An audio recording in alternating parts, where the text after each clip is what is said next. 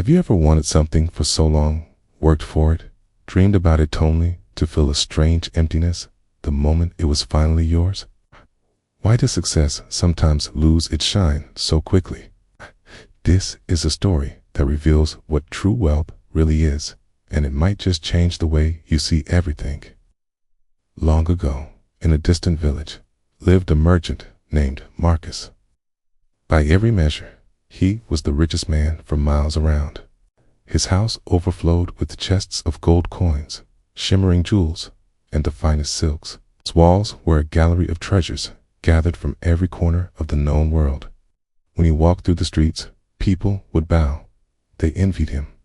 They whispered his name with a mixture of awe and respect. But behind the towering walls of his mansion, Marcus felt nothing. Each morning, he would meticulously count his gold. Each night, he would double-check the locks on his doors. He trusted no one. He smiled at no one. As darkness fell, he would lie awake in his luxurious bed, staring at the ornate ceiling, his heart feeling like a cold, heavy stone. An emptiness gnawed at him, a void he couldn't fill. He chose to ignore it, telling himself the solution was simple. He just needed more. One more lucrative deal, one more priceless treasure, one more pile of glittering gold. Then, he believed, he would finally feel complete. Years passed in this cold pursuit. One afternoon, an old wanderer appeared at Marcus's doorstep. He was dressed in simple, worn clothes and carried nothing but a weathered leather bag. His face was a map of wrinkles, but his eyes were bright, clear, and held a profound sense of calm. "I hear you are the richest man in this village," the wanderer said, his voice gentle. Marcus straightened his posture, a flicker of pride in his eyes. "That is true. No one has more than I do." The old man nodded slowly. "I once knew someone who said the same. He had mountains of gold, but he died alone, and not a single soul remembered his name." Marcus frowned, irritated. "What is it that you want?" "I want to show you something," the wanderer replied. "True, wealthy kind that never fades." Marcus let out a short, dismissive laugh. "I have seen every treasure imaginable. There is nothing you can possibly show me that I haven't seen." The wanderer reached into his bag and pulled out an old, folded map. "This leads to riches beyond anything you own." Marcus leaned forward, his practiced indifference dissolving. His eyes widened with greed. "Where did you get this?" "From a king who lost everything," the old man said cryptically. "But in losing it all, he found something far greater. If you wish to see it, you must trade me your finest jewel and come with me." Marcus hesitated. His finest jewel, a ruby as large as his fist, was worth more than a small fortune. But the promise of endless, unparalleled riches was a siren song he couldn't resist. Greed won. He returned with the magnificent ruby and handed it over. "We leave at dawn," the wanderer said, tucking the jewel away without a second glance. The journey was harder than anything Marcus had ever experienced. The road was dusty and endless. His feet ached inside his fine, expensive shoes, which soon began to tear. He complained constantly about the heat, the dirt, the discomfort. They crossed dense forests and steep, rocky hills. On the third day, they reached a wide, rushing river. There was no bridge in sight. "We must cross," said the wanderer, already wading into the cool water.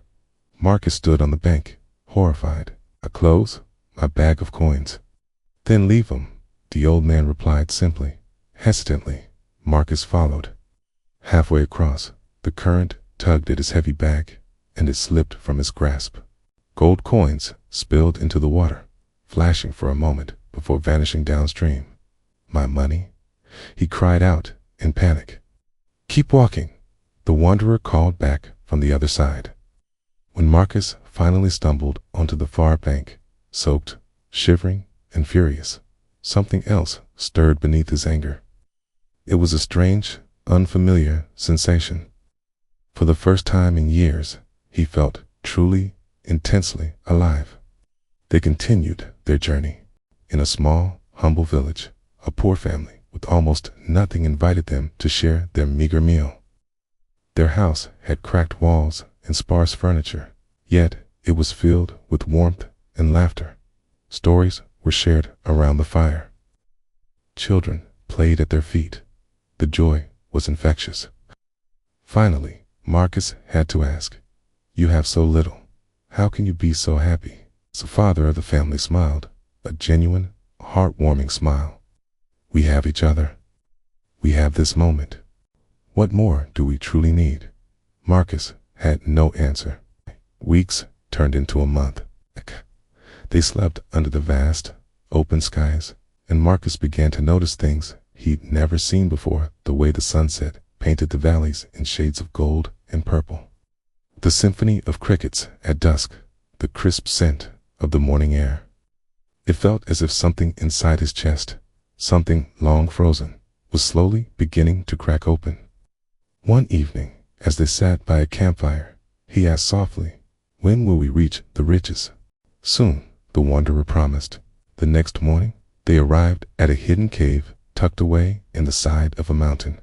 Inside, Marcus's heart pounded with anticipation.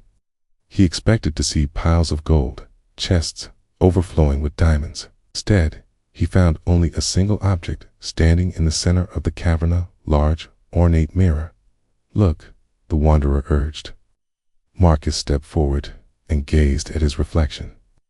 The man staring back froze him to his core. He saw hollow eyes, a joyless expression, a face drained of all life. It was the face of a ghost. "This is who you were," the wanderer said gently. "A man who owned everything but had nothing." Tears began to stream down Marcus's face, the first he'd shed in decades. "I thought I was rich." "You were rich in things," the wanderer replied. "But things can only fill houses. They cannot fill a heart." Powerful and wealthy, until a war stripped him of his kingdom, his family, and everything he owned. It was only after losing it all that he discovered what truly mattered. The moments, the people, the experiences. "Can I change?" Marcus asked, his voice trembling. "Yes," the wanderer said.